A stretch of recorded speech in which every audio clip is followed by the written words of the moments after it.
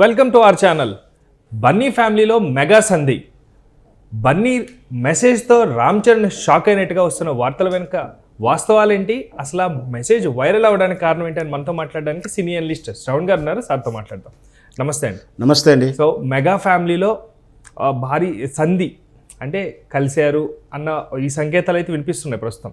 ఈ మెసేజ్ చూసిన తర్వాత, బన్నీ గారు పెట్టిన మెసేజ్ చూసిన తర్వాత రామ్ చరణ్ గారు షాక్ అయినట్టుగా తెలుస్తుంది.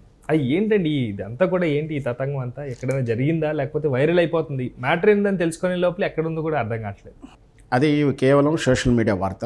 First of all Allu Arjun గారు అయితే మనశంకర వరప్రసాద్ గారు చిత్రం సూపర్ డూపర్ హిట్ అయిన సందర్భంగా ప్రశంసిస్తూ అందరినీ పొగుడుతూ ట్వీట్ చేసిన మాట వాస్తవం.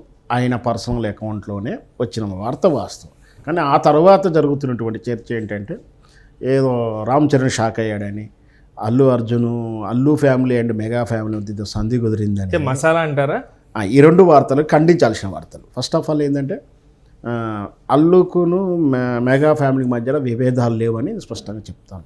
ఏదన్నా ఉన్నా చిన్న అర్ర ఉంటుంది, కానీ ఇప్పుడు సోషల్ మీడియాలోనూ అందరూ అనుకునేంత అగాధం ఉండి వాళ్ళు శత్రువులుగా భావించి అల్లు అర్జున్ చిత్రం ఫెయిల్ అవ్వాలని మెగా ఫ్యామిలీ ఏదో కుట్ర చేసినట్టు, మెగా చిరంజీవి కదో రామ్ చరణ్ సినిమా ఫ్లాప్ అవ్వాలని ఈ అల్లు అరవింద్ ఫ్యామిలీ ఏదో కుట్ర చేస్తున్నట్టు చర్చ జరుగుతూ ఉంది. వాళ్ళ మధ్య ఏదో విభేదాలు ఉన్నట్టు వీళ్ళ ఫ్యాన్స్ వాళ్ళ ఫ్యాన్స్ లేదా కొంతమంది ట్రోలర్స్ రకరకాలైనటువంటి వార్తలని గ్యాసిప్స్ని బాగా ప్రచారం చేస్తున్నారు. నాకు తెలిసినంత వరకు, నాకున్న అవగాహన ప్రకారం కొనిదెల ఫ్యామిలీకి కానీ అల్లు వారి ఫ్యామిలీ కానీ ఎలాంటి అభిప్రాయ భేదాలు లేవు.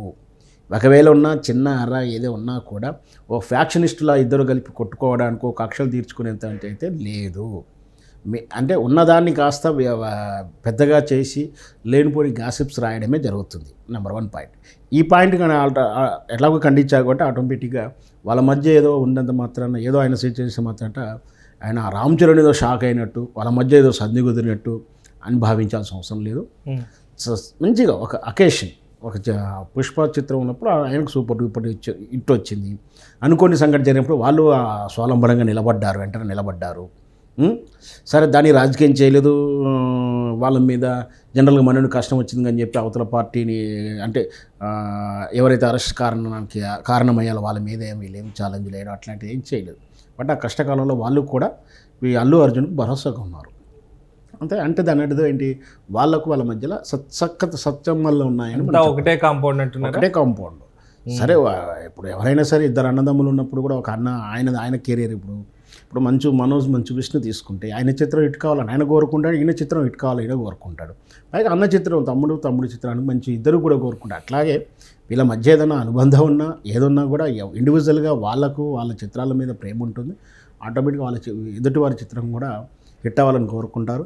ఇప్పుడు మెగాస్టార్ కంబ్యాక్ తర్వాత 150 చిత్రం నుంచి వచ్చిన తర్వాత ఒక లాంగ్ బ్యాక్ 6 years కెరియర్లో తను సరైనటువంటి హిట్ లేదని చెప్పాలి. అంటే ఆకలి తీర్చిన హిట్ లేదని చెప్పాలి. ఆ 150 చిత్రం తప్పించి చిరంజీవి గారు కొంచెం అంతకుముందు రాజకీయాలకు వెళ్ళడం, ఆ 3-4 ఏళ్ళు చిత్రాలు లేకపోవడం, ఇట్లా ఏది చూసుకున్నా కూడా ఈ ఆల్మోస్ట్ 7-8-10 years వరకు చిరంజీవి గారికి ఆకలి తీర్చిన చిత్రాలు లేవు.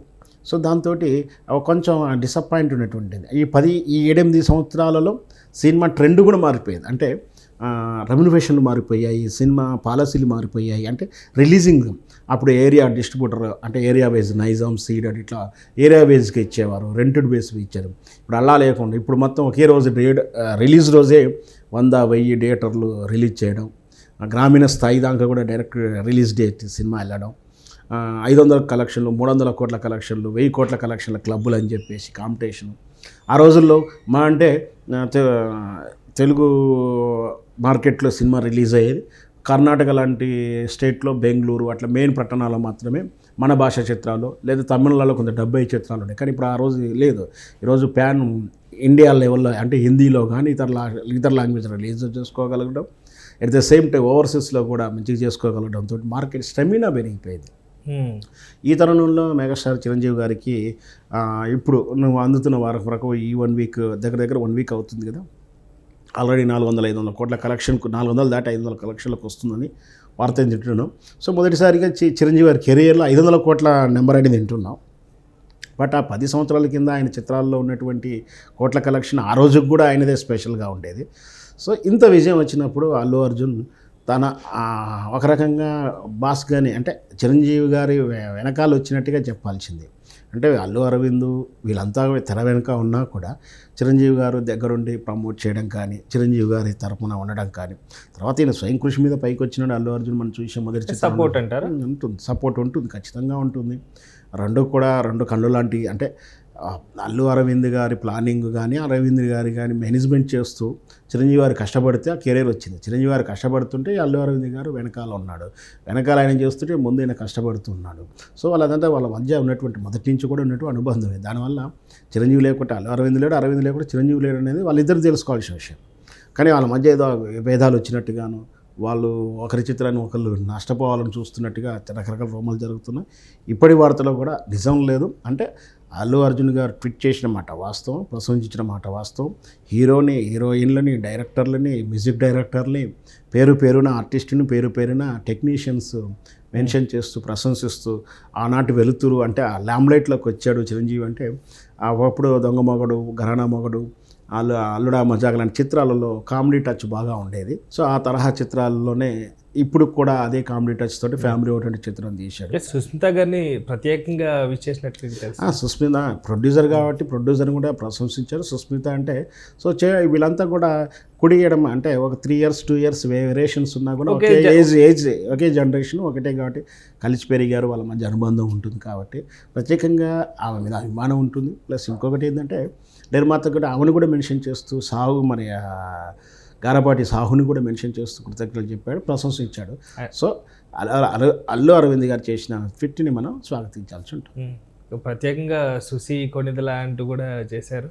అంటే వాళ్ళ మధ్య అనుబంధం పిలుపు అలాగే ఉంటుంది. క్లోజ్నెస్ అందరికి నిక్ నేమ్లు ఉంటాయి, క్లోజ్నెస్ ఉంటుంది. బన్నీ ఇప్పుడు నేను మనందరం అల్లు అర్జున్ అంటాము, లేదంటే ఇప్పుడు ఈ మధ్య సోషల్ మీడియా ఏ అని రాస్తున్నారు అల్లు అర్జున్ అని. కానీ వాళ్ళ ఇళ్ళల్లో మాత్రం బన్నీ అనే తెలుసు. మనకు తెలుసు కూడా, మనం అంటే కావాల్సిన వాళ్ళంతా బన్నీ పిలిచేవారు. మీకు గుర్తుందో లేదో బన్నీ సబ్జెక్ట్ చేస్తున్నప్పుడు కూడా అంటే ఆడ హీరోని బట్టి కథ రాశారు కాబట్టి చెప్పేటప్పుడు కూడా ఏం చేయను, బన్నీ వస్తాడు, బన్నీ పోతాడు, బన్నీ ఇలా హీరోతో విలన్తో ఛాలెంజ్ చేస్తాడు, ఈ తరహా సబ్జెక్ట్ చేసుకుంటుని చివరికి ఆ టైటిల్ కూడా బన్నీ అని పెట్టి బాగుంది కదా అని పెట్టుకున్నారు. అంటే ఆయనకు నిక్ నేమ్ వ్యవహారికంగా ఎలా పిలుస్తారో అలాగే పిలుచుకున్నారు. సో అట్లా కూడా ఆమెను పిలిచడం తప్పేం లేదు. సినిమాల్లోంచి ఏదో ఒక మంచి సూపర్ హిట్ అయిన సినిమాలోంచి ఆ హీరోకి ఆ పేరుని యాడ్ చేస్తూ ఉంటారు. సో బన్నీ కూడా అలాగే వచ్చిందండి? లేదు, బన్నీ మొదటి చిన్నప్పటి నుంచి చిన్నప్పటి నుంచి ఆయన నిక్ నేమ్ బన్నీ. మన బన్నీ గారు అంటే వాళ్ళ పేరెంట్స్ తోటి వాళ్ళతో సబ్జెక్ట్ చెప్తున్నప్పుడు మన బన్నీ హీరోతో అలా చెప్పుకో కథ తయారైన సబ్జెక్ట్కి అటు తర్వాత కూడా బన్నీ అనే ఆ సినిమాకి అదే టైటిల్ పెట్టారు. సినిమా నుంచి ఆయనకు పేరు రాలే, ఆల్రెడీ చిన్నప్పటి నుంచి ఉన్న పేరే బన్నీ. ఓకే. సో ప్రస్తుతం ఈ ట్వీట్ చేసిన తర్వాత ఇప్పుడు రకరకాలైనటువంటి విధాలుగా వండి వార్చుతున్నారు. సో పాజిటివ్గా చూడాలా లేకపోతే నెగిటివ్గా చూడాలండి దీన్ని కూడా? ఆయన ట్వీట్ చేయడాన్ని పాజిటివ్గా చూడాలి. ఆ ట్వీట్ మీద నెగిటివ్ స్టోరీలను నెగిటివ్గానే చూడాలి, ఖండించాలి, దాన్ని చదివి వదిలేయాలి. దాని గురించి ఆరాటపడాల్సిన అవసరం లేదు. Thank you sir, thank you so much. Thank you viewers, bye.